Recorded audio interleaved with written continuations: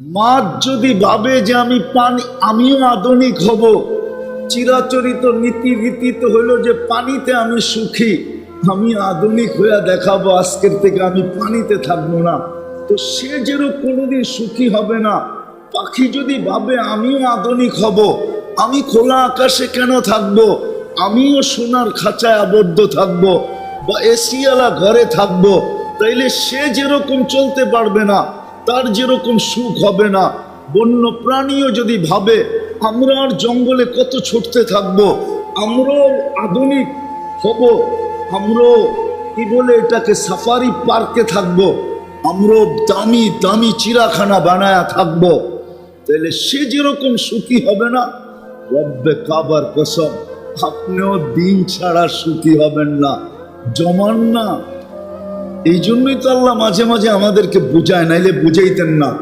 মাঝে মাঝে আমাদেরকে বুঝান, পিস্তল মাথায় রেখা, নিজের টাকার কিনা পিস্তল, গুলিও নিজের টাকার কিনা, নিজের মাথায় রেখা আমাদের সামনে ফুটায় আল্লাহ দেখান যে দেখ এর কাছে কোন জিনিসের অভাব ছিল,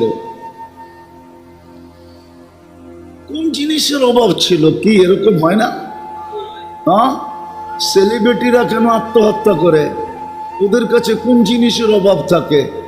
এই পর্যন্ত তো বাংলাদেশে গত 5 বছরে 10 জনের উপরে মডেলিং আত্মহত্যা করলো, মনে হয় করে নাই?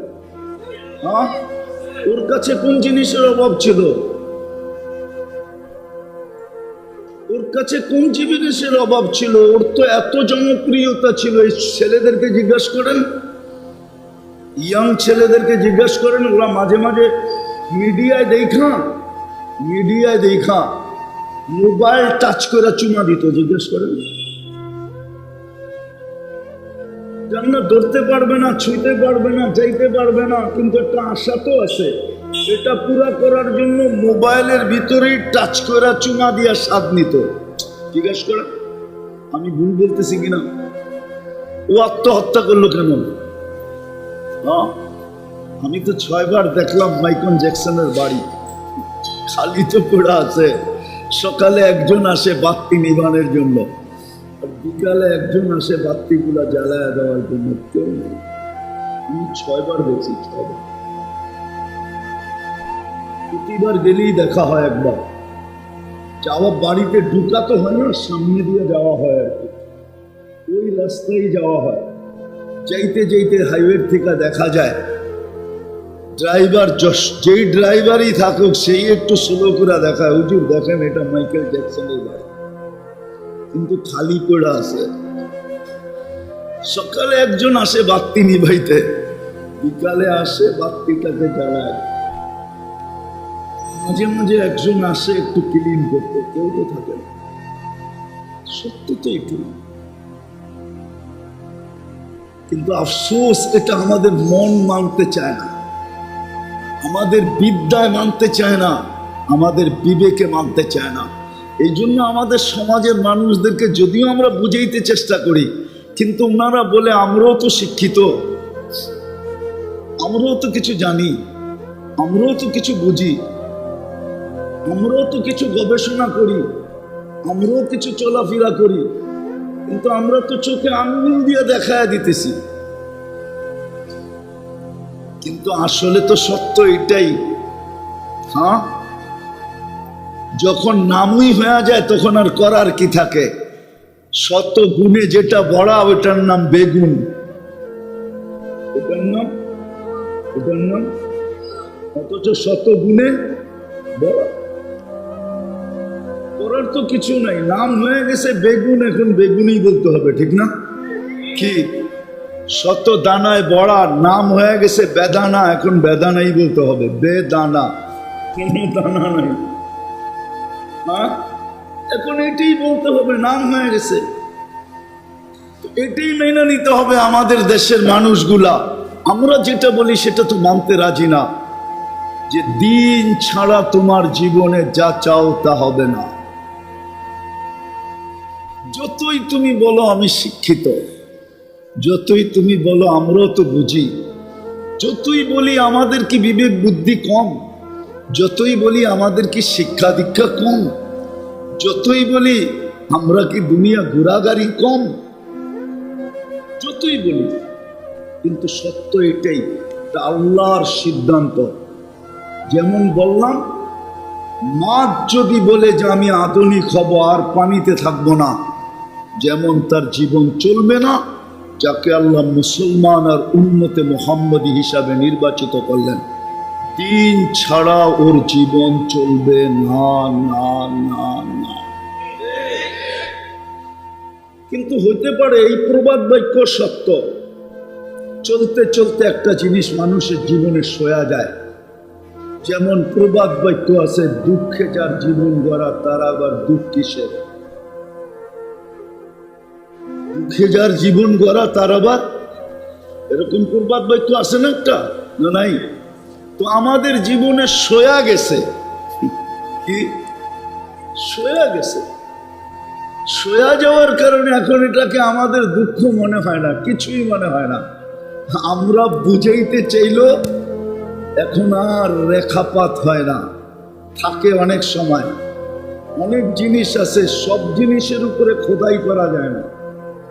খোদাই হয়, কিন্তু কলম সব জিনিসের উপরে টিকে না।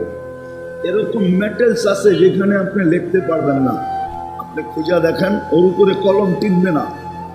যত জোর লাগান, যত মেশিন নিয়ে আসেন, ওইখানে মেশিন স্লিপ খাবে, কিচ্ছু লেখা আসবে না। আমাদের জীবন তো দুঃখ সইতে সইতে এখন আমরাও বলতেছি যে এটাই সিস্টেম, যেমনে চলতেছি এটাই সিস্টেম। বিদায় ইসলামের কথা আমাদের বুঝে আসতেছে। যাক, শেষ কথা গুছায় নেই, শেষ কথা গুছায় নেই।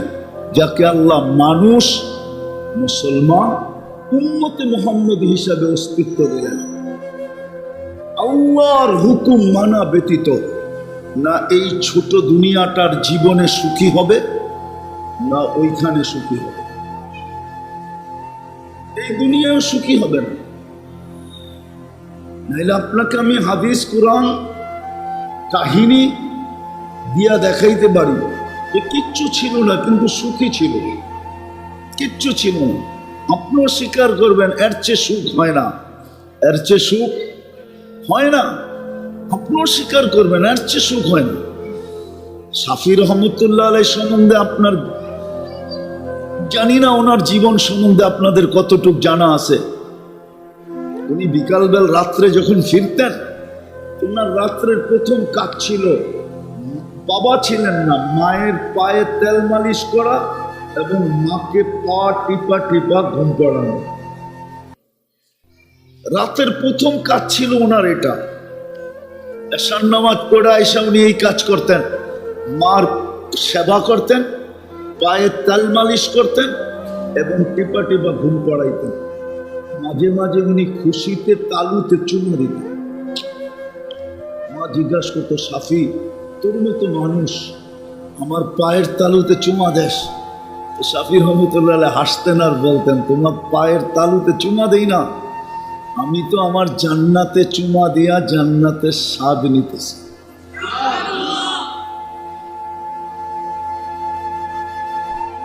বলেন, একটা সন্তান একটা মায়ের সাথে এর চেয়ে সুখ আর কি আছে? না আছে? এর চেয়ে সুখ আছে না? বৃদ্ধাশ্রমে নিয়ে রাখা আসে, এটা কি সুখ না? সুখ না? ওই জন্য তো সব পরিচর্যা হয়, 3 বেলা খাওয়া হয়, ওষুধ টষুধ পরিচর্যা সবই তো হয়, ঠিক না? কি সুখ না? হ্যাঁ, কি সুখ না? হায় হায় হায়। আরেকটা শোনাই, আলী রাদিয়াল্লাহু তাআলা আনহু বলতেছে, ফাতেমা জীবনে তো দরজায় 2 টোকা দেওয়ার সুযোগ হলো না, তুই 1 টোকায় দরজা খুলিস কি করে?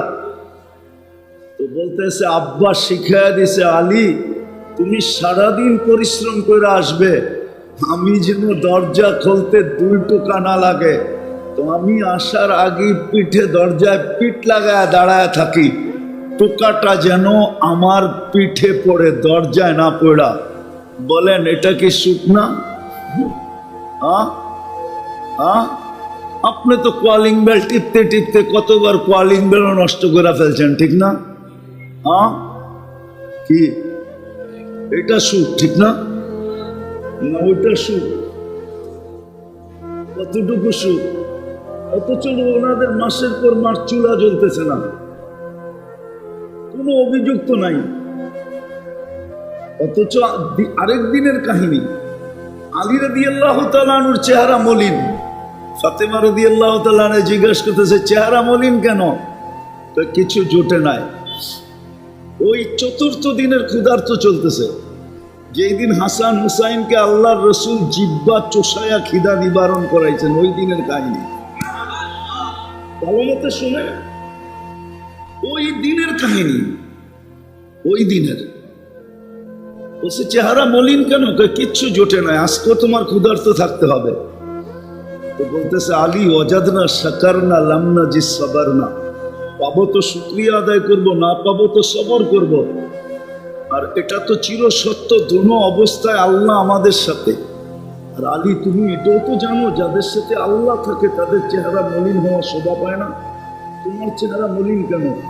তুমি হাসবে তো ঘরে ঢুকতে দিব, নাহলে কিন্তু দিব না। আলী রাদিয়াল্লাহু তাআলা আনহু হাসতেছেন, দরজা খুলা দিয়েছেন। এখন আলী রাদিয়াল্লাহু তাআলা আনহু বলতেছে, ফাতেমা সাররাত ওয়া তাবাসসামাত।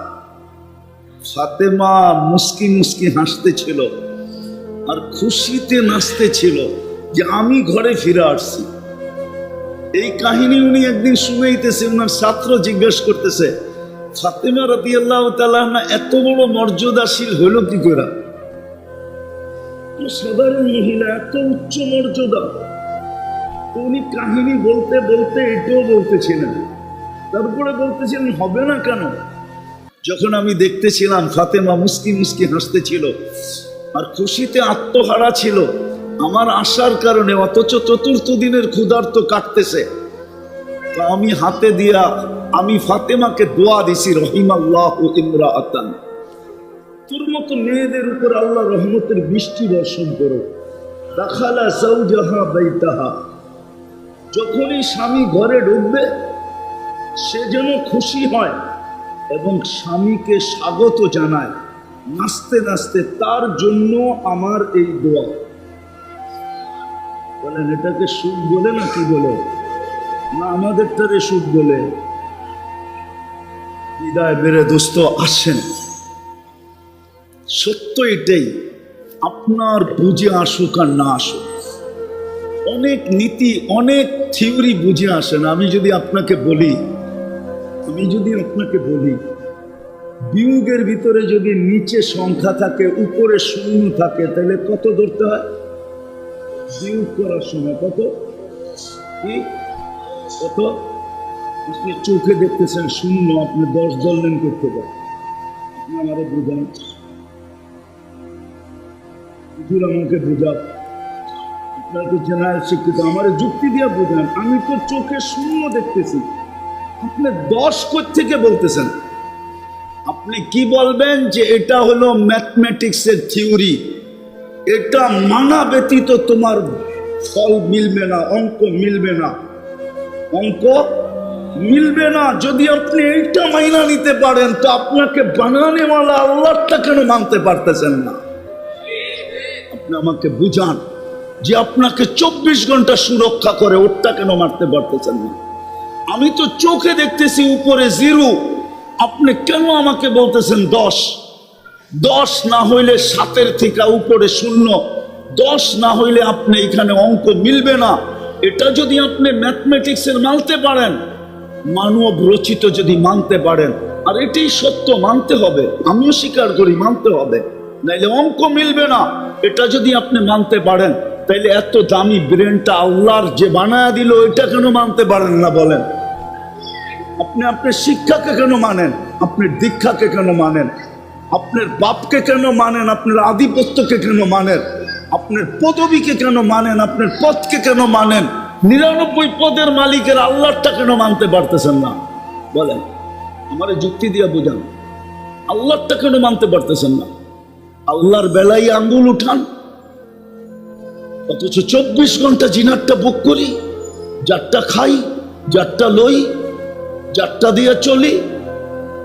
আপনি বিসিএস ক্যাডার হয়েছেন কার দেওয়া মেধা দিয়া? বলেন, এই মেধাকে আপনার মা কিনা আনছিল বাজার থেকে, না আপনার বাবা ইম্পোর্ট করছিল, না কোনো ফ্যাক্টরি বেলা তৈরি করছিল? এই মেধা কি দিছে? আরে বলেন না, আপনি বিডিএড ক্যাডার হয়ে আল্লাহরে ভুলে গেলেন। এখন আল্লাহর কথা বললেই আপনার গায়ে অ্যালার্জি হয়, আল্লাহর কথা বললেই আপনি উল্টা পাল্টা বলেন, আল্লাহওয়ালা দেখলেই আপনার অ্যালার্জি হয়, হুজুর দেখলেই আপনি অন্যরকম করেন। আপনাকে মেধা দিছে কে? আসেন, সত্য এটাই।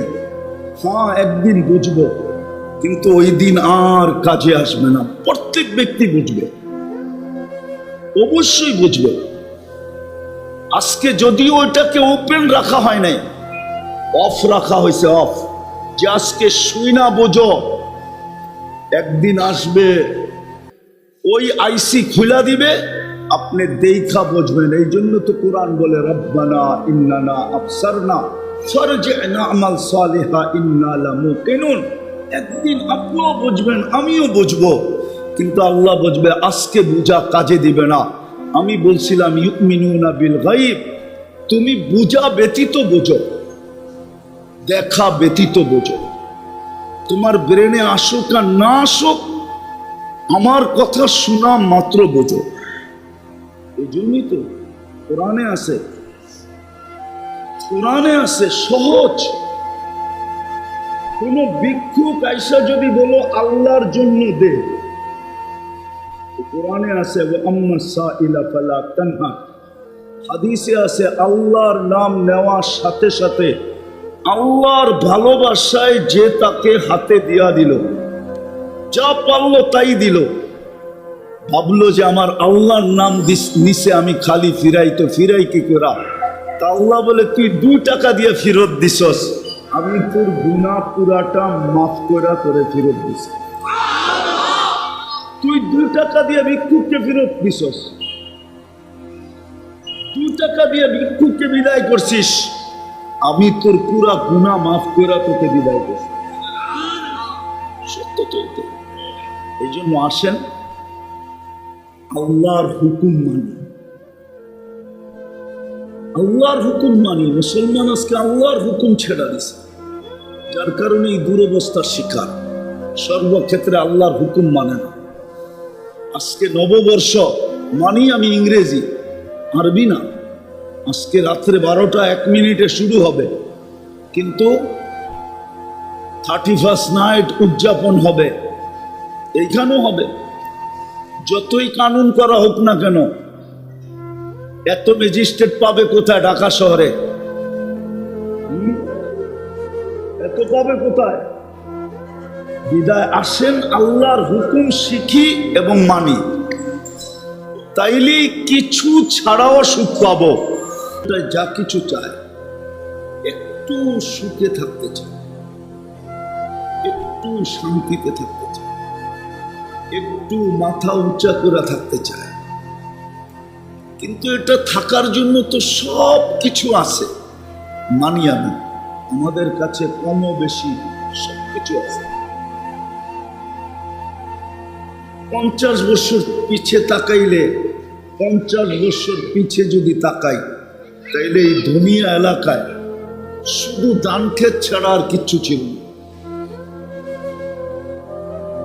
আমি 50 বছর আগের কথা বলতেছি না, 30 বছর আগের কথা বলতেছি, 80-র দশকের কথা বলতেছি। ধান ক্ষেত ছাড়া কিচ্ছু ছিল। ওই তুলনায় তো আজকে আমরা শতগুণ বেশি উন্নত। বলতে বলে দেখা যাবে 1000 গুণ উন্নত, কিন্তু আমি যা চাই তা তো মিলল না। না মিলার কারণ এটাই, আপনাকে মানুষ হিসাবে যিনি অস্তিত্ব দিছেন, মুসলমানের ঘরে যিনি অস্তিত্ব দিছেন, সর্বশেষ আপনাকে যিনি সদিচ্ছায় উম্মতে মুহাম্মদী বানায় ভাগ্য খুলা দিছেন, আপনার জন্য নির্ধারিত পরিবেশ ছাড়া, হুকুম ছাড়া আপনি কোনোদিন সুখী হবেন না। এই জন্য আমরা দেখি, আমি ঘুরা বলতেছি, আমি ঘুরা রাগ হয়ে যায় না কেউ আবার, আমি ঘুরা বলতেছি, যারা সুখের আশায় যায় আমেরিকাতে বসবাস শুরু করছে, ওরা এত উন্নত দেশে যেও সুখ পায় না। যদি সুখ পাইতো তো আমরা গেলে আমাদের থেকে পানি পড়া নেই কেন? আমাদের কাছে নিজের অশান্তির কথা ব্যক্ত করে কেন? আমি তো ঘুরা বলতেছি, শুনে না। ও আমেরিকাতেও যেও সুখ পায় না, কানাডায় যেও সুখ পায় না, অস্ট্রেলিয়ায় যেও সুখ পায় না, ইংল্যান্ডে যেও সুখ পায় না। উন্নত থেকে উন্নত দেশে চলে গেছে, সুন্দর বাড়ি, সুন্দর গাড়ি, পরিবেশ সুন্দর, সব কিছু মন কারার মতো, মন কেড়ে নিতেছে, চোখে দাদা লেগে যেতেছে। কিন্তু ওকে যদি জিজ্ঞাসা করি, আমার এখানে সেভ করা আছে, সেভ করা, জানি না এই এলাকায় দুই একজন আছে কিনা। কান্না এখানে আছে, কান্না। বাপ বলতেছে, হুজুর জানা ছিল না বুড়া বয়সে আমাকে আমার ছেলের ঘরেই চাকর হইতে হবে। এটা আমার জানা ছিল, মনে হয় বোঝেন। ছেলে মা বাবাকে আমেরিকাতে নিয়ে গেছে গ্রিন কার্ড দিয়া, কেননা ছেলেও চাকরি করে, পুত্রবধূও চাকরি করে। বাচ্চাগুলা কে দেখবে? চিলড্রেন কেয়ারে রাখলে প্রতি মাসে ডলার গুনতে হবে। মা বাবাকে আমেরিকা দেখায় নিয়ে গেছে, তোমরা আমেরিকাতে থাকবে, উন্নত জায়গায় থাকবে। তারাও ভাবছে যে আমেরিকা মোটামুটি জান্নাতের গেটের কাছে আর কি, পরেই নাইলে জান্নাতে ঢুকা যাবে। কিন্তু যাওয়ার পরে ছেলে আর ছেলের বউ পরামর্শ করে বসে, আমরা তো দুইজনই কাজে যাই, বাচ্চাগুলা তোমরা বই করো, ঘরটা গুছায়া রাখো, খানাটা রেডি করে রাখো, কাপড় চোপড় গুলা ধুয়া রাখো, কেন দুইজনের একজনও দিনদার না। এখন বাপ কাঁদে, মা কাঁদে, যে আমাদের জানা ছিল না যে এই বুড়া বয়সে ছেলের ঘরেই আমাকে চাকর হইতে হবে। সত্য তো?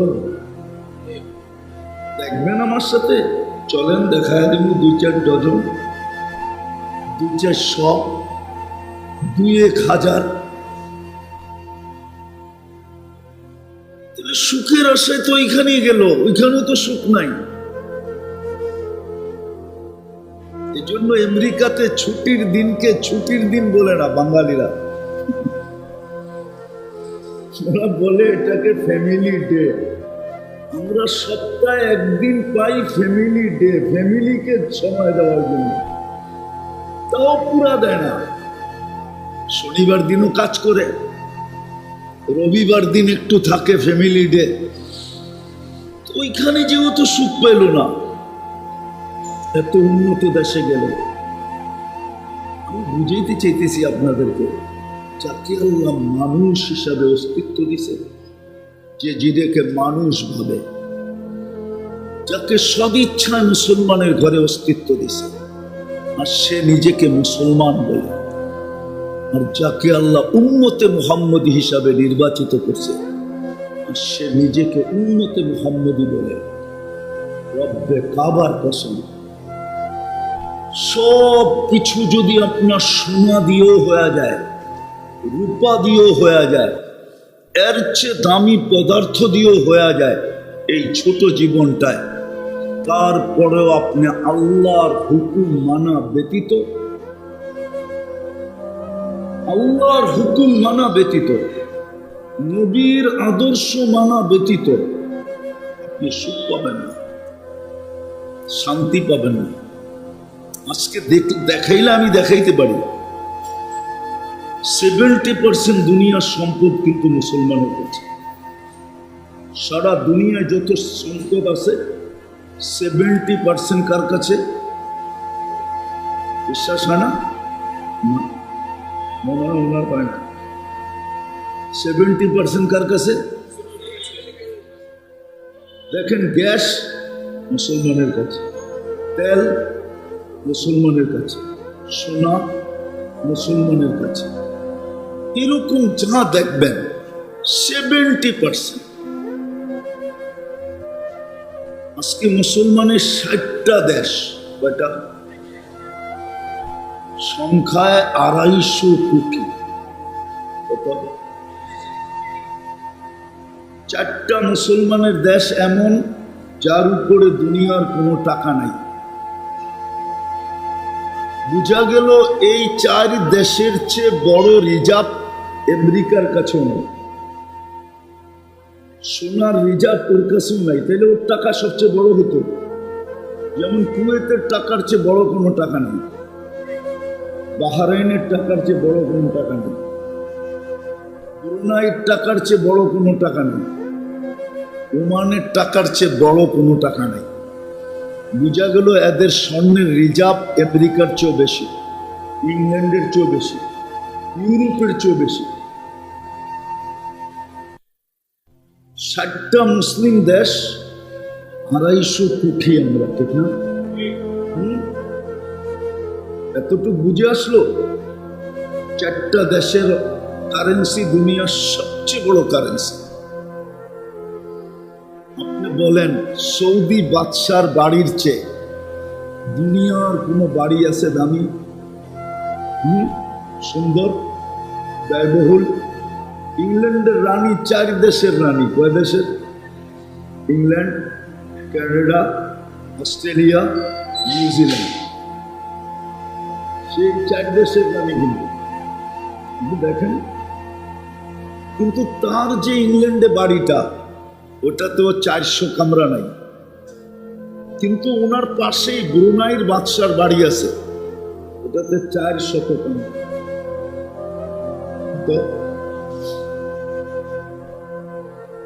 কিন্তু তারপরও মুসলমান এত নিচে কেন? এই যে যুদ্ধ চলতেছে ইসরায়েলের ফিলিস্তিনের বিরুদ্ধে, 1 বছর 3 মাস হইতে চলল। এ হয়ে যাবে 7 তারিখে 1 বছর 3 মাস হবে। 2টা জাতিসংঘের বাৎসরিক সম্মেলন গেল, গত অক্টোবরে একটা, এই অক্টোবরে 60 দেশের প্রতিনিধিরা ছিল, মুসলমান প্রতিনিধি, মুসলমান দেশের কর্ণধার, মুসলমান দেশের রাজা বাদশাহ, মুসলমান দেশের কি বলে এটাকে নেতৃবৃন্দ। কিন্তু মাত্র 60 লক্ষ ইহুদি, ছোট একটা দেশ, এর বিরুদ্ধে 2 অক্ষরের একটা নিন্দা প্রস্তাব পাশ করতে পারে না। তাহলে আপনার দুর্দশা না তো দুর্দশা না তো কি? এটাকে কি আপনি দুর্দশা বলবেন না? অথচ আমাদের দেশের শাসকরা তো আমাদের দেশে আমাদের উপরে অতীতও দেখা আসতেছি, সামনে হয়তো দেখব, ওরা আমাদের সাথে খুব পারে, ঠিক না? খুব আমাদের সাথে এমন বাপ যে ওনাদের কার্ড দিলে আজরাইলও পিছিয়ে চলে যাবে, কবরে দিলে মনে হয় ওইখানেও প্রশ্ন উত্তর হবে না।